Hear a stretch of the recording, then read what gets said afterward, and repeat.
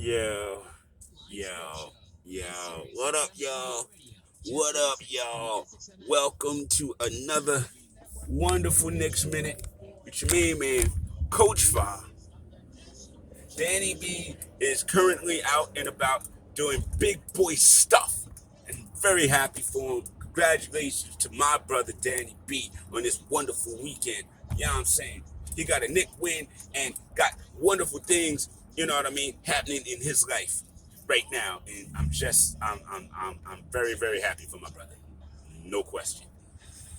Now, ladies and gentlemen, let us get into the wonderful evisceration of sorcery and wizardry that occurred last night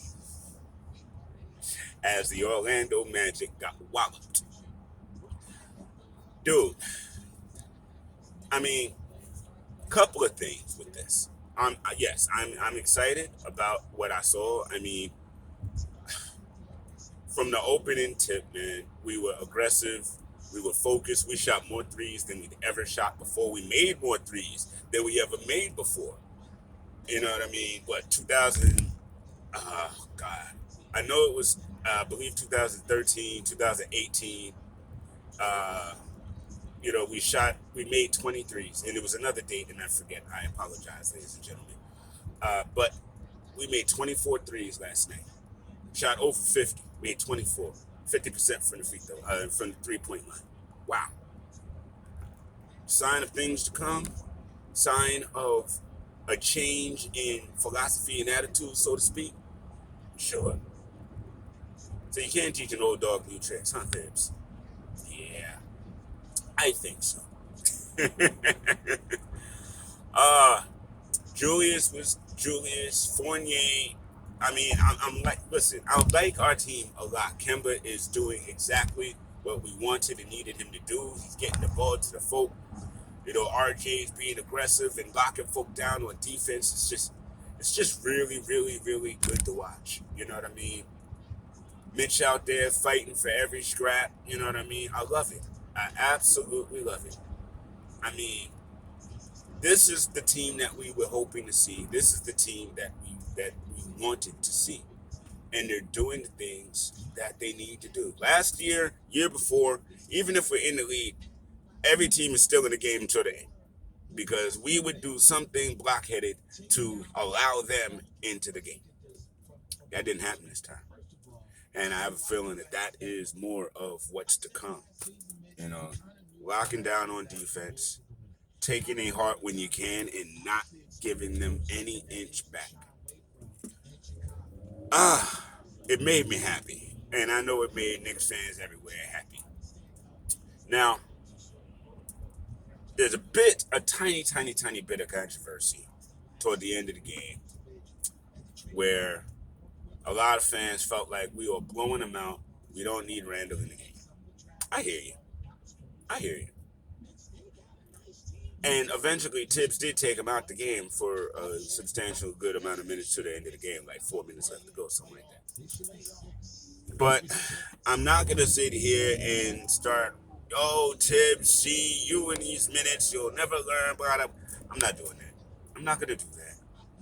Because I don't think it's necessary. I think 2 games into the season, I don't think it's anything to read into. And of course, Tibbs got to get used to the fact that he don't need to have this big guy in there at the end of the game because in the past we've needed that. So it's all a learning curve for everybody. This is the second game in. If we continue blowout routes, I don't think Randall will be playing all late. And that whole Wendell Carter thing, dude, it's kind of weak sauce to get mad at the end of the game and start pushing people and hard fouling and stuff at the end of the game after you've been blown out. Just like how Walt uh, picked out the fact that you guys started picking up your defense with 2 minutes left to go. That makes absolutely no sense. So yeah, they probably should have taken Randall off so that number one, he doesn't get hurt or any altercations now that the game is pretty much in hand. But more so to the weak sauce of Wendell Carter. You know what I mean? Like, come on, man. Really? So now you want to start pushing people and start being all aggressive and stuff. You want to do that now? I will say this though. It looked like toward the end of the game, the Orlando Magic got mad that they was getting their hands handed to them. So we'll see what kind of attention and to detail that they bring coming tomorrow when they come into our house. I will say this: why did Orlando Stadium sound like MSG South last night? I'm telling you. I mean, I saw maybe the cameras are just focused on the corners or areas of the arena where all of the Knicks fans were, but my lord, it literally looked like half the stadium was packed full of Knicks fans. And you heard Knicks cheers over the Orlando cheers all night, and it was loud. I mean, OB MVP chants. It was like a home game, and that's what's up, man. And so for all these people, all of these media folk that's trying to act like the New York Knicks are not relevant outside of the Hudson River, dude, stop playing yourselves, please. I mean, just look at the proof in the pudding. Stop playing yourselves, because that's all y'all doing. We don't buy it because we know the deal. You know what I mean? So y'all trying to gain your little fames and your little clicks. Y'all getting your clicks, sure, but at the cost of your reputation? Because we're getting the clicks so that we can yell at you. We're not giving you clicks because we support the bull that you're talking. We're laughing at you guys. We're laughing at the fact that y'all don't really know what y'all talking about when it comes to the Knicks. You don't. And every time y'all drop stuff like that, you play yourselves even worse. So maybe it's time to throw away the LOL Knicks diatribe and actually start paying attention this season. Because, the old take's been exposed, you know what I mean? Old take's exposed all day long. I mean, the pulling receipts and everything, it's become a full-time job because there's so many of y'all waxing over this nonsense stuff. Dude, y'all watching old film. Y'all better get on board with what's happening over here at MSG. You know what I mean? Yeah. So we will be in the building tomorrow. I will definitely be at tomorrow's game. So if y'all there, come check me. You know what I mean? I look forward to linking up with all Knicks Twitter, all Knicks fans, and you know what I mean? Let's build, let's connect. You know what I mean? If I see you out there tomorrow, even though I'm going to be with Mongo Jr., if I see y'all out there tomorrow, I'm going to throw the camera on. We going to put y'all on the film so that I can bring y'all on to these wonderful shows of mine. You know what I mean? It's all love, y'all. It's all love, y'all. You know what I mean? Matter of fact, it's almost 11 a.m. and they're doing a replay on MSG, so I'm about to get home real fast and turn that on and enjoy even more Knicks this afternoon, baby. So, y'all, thank y'all for watching and tuning in.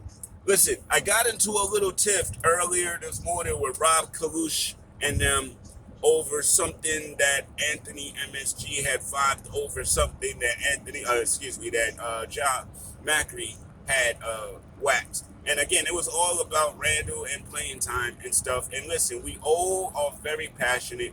We all are strong Knicks fans and want the best for the team at the end of the day, regardless of our little opinions and people taking opinions wrong and stuff. So, to that conversation, I just wanted to say real quick, guys, you listen, it's no offense to nobody. You know what I mean? I'm going to defend my brother Anthony because I didn't feel like he said anything wrong. And Jonathan didn't say nothing wrong either. Everybody was just experiencing their opinions and feelings, and you got to be able to let that out without being policed. And I actually had to learn that. And that's why I don't tweet in game, and that's why I stay off Twitter in game, because I may react to something somebody else said, and then if I had a day or so to look at it, I probably wouldn't have said the same thing. It was in game. So you kind of got to let people vibe out their emotions in game without having to check them. You know what I mean? We got to not do that. That's all I'm saying, is nobody should be policed in the middle of their feelings. They let their feelings out. Now, if you feel away the next day or something like that, then we could talk about it. But that's why I don't tweet. If y'all ever notice, I am not on Twitter during games. I've done it once or twice and I've paid for it. So I don't do it anymore. And that's literally why, because I've jumped in on people who are just vibing their emotions. And you know what I mean? It's a bad look. So that's why I don't do it. And I get how other people may vibe things, or they might even see the reply the next day or something like that. But here's my thing: check the timestamp.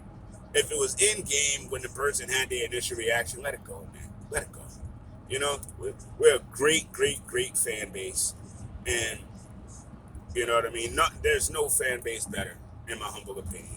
You know, so to Rob K, and I your other name escapes me. I do apologize, but to both of y'all, I just wanted to say, you know what I mean, respect due. To Anthony MSG and Jay Macri, I love y'all. Y'all my dudes, so respect due. And to all Knick fans, Knicks Twitter, yo, keep bringing this energy every time and everywhere to these Knick games, y'all. The fans, the players love it. You know what I mean? The fans vibe from it. You know what I mean? And I know MSG is going to be loud tomorrow. You know what I mean? So, as always, let's go Knicks.